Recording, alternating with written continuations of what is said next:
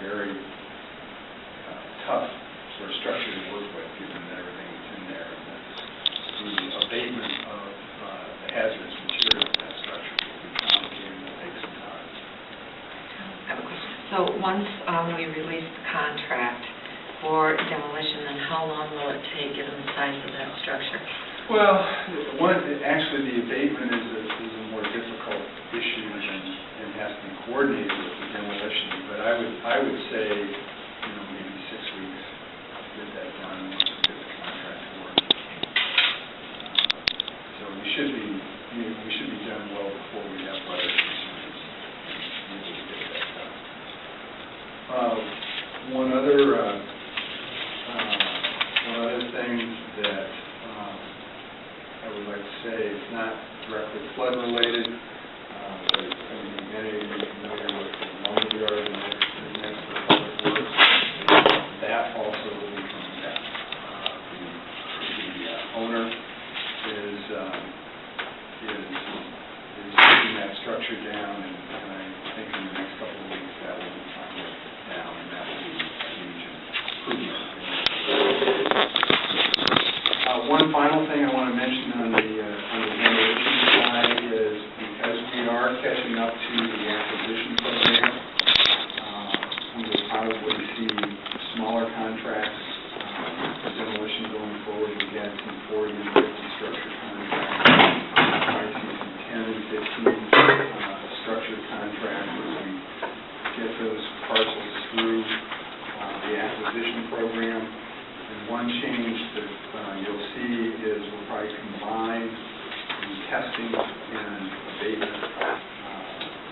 I'm saying that right, testing and abatement. We're going to combine testing and abatement, or abatement and demolition. We're going to consolidate our contracting a little bit to try and make it a little easier to handle these small numbers. Unfortunately, writing a contract for 10 structures takes as much staff time as writing a contract for 40 structures.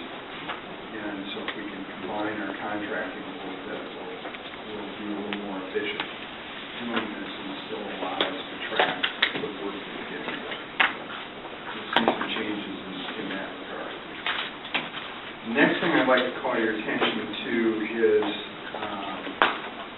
we've added some additional information on our numbers update. We're calling that the root data. I really want to congratulate the folks working on the roots program. I think that is going extremely well, and it bears some attention to what has been accomplished in this area. If you remember, rounds 1 and 2 in our single-family new construction were scattered sites. They were around the community, but went very, very well. We had over 400 units of new housing constructed and sold under those rounds. With the third round, which is about 198 units, the council directed that these be focused on the core neighborhoods of the city. And that was a very conscious attempt on the part of the council to rebuild back in these areas. And I think the numbers show that is going very well. We have involved in these 198 units, we've involved 162 city-owned parcels. So we're getting those parcels from city ownership back into private ownership, back on the tax rolls. 140 of those parcels so far were parcels that we had demolished flood damaged structures on. So we were able to remove those flood damaged structures, and we'll be replacing those with new construction, which obviously will be a tremendous boost to the neighborhoods. And we're proceeding very well. We have 72 development agreements already executed with a variety of builders. We have 46 purchase agreements with people who agreed to purchase those homes. We have 27 homes under construction, and we have 18 homes that have been sold. So I think that's a very positive development for the neighborhoods, for the community, and a program that's going very well and making an impact on the community. I wanted to add that data to our update so we could continue to talk about that in the future.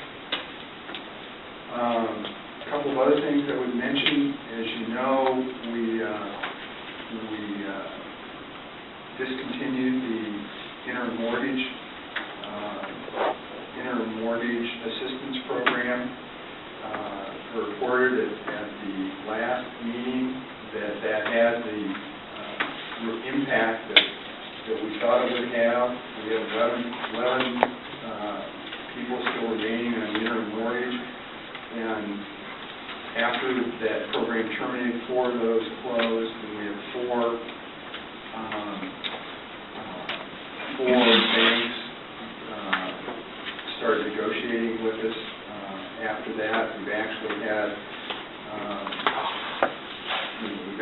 some progress in completing some jumpstart files that were involved in this, so it's had the desired impact. It's moved those 11 remaining files forward. We did have 2 appeals filed, but both appeals were filed after the deadline we established, so I'm not asking the committee to do anything on those appeals because they were after the deadline. Go ahead, I've got a statement too. Now, a lot of this deadline that we established were due to the state overseeing our project too. I mean, the state has some. Well, the state is asking us to wind down. But I know some people don't understand that we still have to answer the state on the monies and the programs, and they put forward to us that we needed to end these programs, and we established that at the beginning of the year. Yeah, and certainly, terminating the IMA program has allowed us to move these programs towards completion. And just for clarification, Joe, that program, notification for the ending of that program was? Sent by certified mail. And what month? Back in February. February. Yeah. Certified mail in February, so I read everybody signed the receipts that they got that information. Okay. Finally, Can I respond? I've had my hand up. I'm not recognizing anybody on this right now. Well, I'm going to remind you that this is lost funds, not the state. Thank you. Finally, on the FEMA side of this, we continue to draw money from FEMA. You'll note in your numbers that we've drawn almost $130 million from FEMA for public facilities. So we continue to draw that money. I think the other thing I would mention is that we did receive 2 appeal decisions this week from FEMA. We had a decision on the second appeal for replacement of facilities out at the Sinclair site. Under that second appeal, we were awarded, if you remember, the FEMA region had eliminated all our funding for replacement of facilities out at the Sinclair site. The way they calculated the federal flood insurance deduction that we have under that program. They not only eliminated all our funding for replacement of structures, but they actually had reduced the reimbursement for our demolition costs out there by $1.1 million. This decision awarded us $2 million for replacement of structures, $1.9 million for replacement of structures at the Sinclair site, and eliminated that reduction against our demolition costs. Another $1.1 million involved to the city's benefit from that. So in total, it was about $3 million that the city was awarded under that decision. So I think that was quite a positive decisions for the city, since we had no funding for that decision, and now we have the funding plus the additional reimbursement for our demolition fund. We do have time to review those decisions, and we'll take that time to review that decision before determining any next steps, but I think that was a very positive decision for the city. The second decision that we received was our first appeal on the deobligation of funding out of the incinerator at the water pollution control facility. If you remember, we had originally had obligated project worksheets for both the repair and the replacement of the incinerator out there. Subsequently, about a year and a half, 2 years later, FEMA came back and reversed himself. FEMA region came back and reversed himself and deobligated almost all of that money. It went from about $63 million in obligated project worksheets to $8 million. We appealed that decision, and the decision we got on our first appeal that comes back from the region was to award us an additional $3 million in eligible repairs. So they added back another $3 million compared to their deobligation that they've done a few months ago. This is a very complicated situation out there. It's a very complicated facility. It's a very critical facility for the city. So again, we have some time to review that decision, and we will take that time to determine what they've awarded us and the reasoning behind changing to our benefit $3 million, but continuing to deny some other funding for other repairs that have originally been obligated. So that one's going to take a little time to look at. But those were two developments this week on appeals, and in both we did receive some additional funding. Well, Joe, I think that part of the goal in going to Washington was to talk to FEMA about these appeals.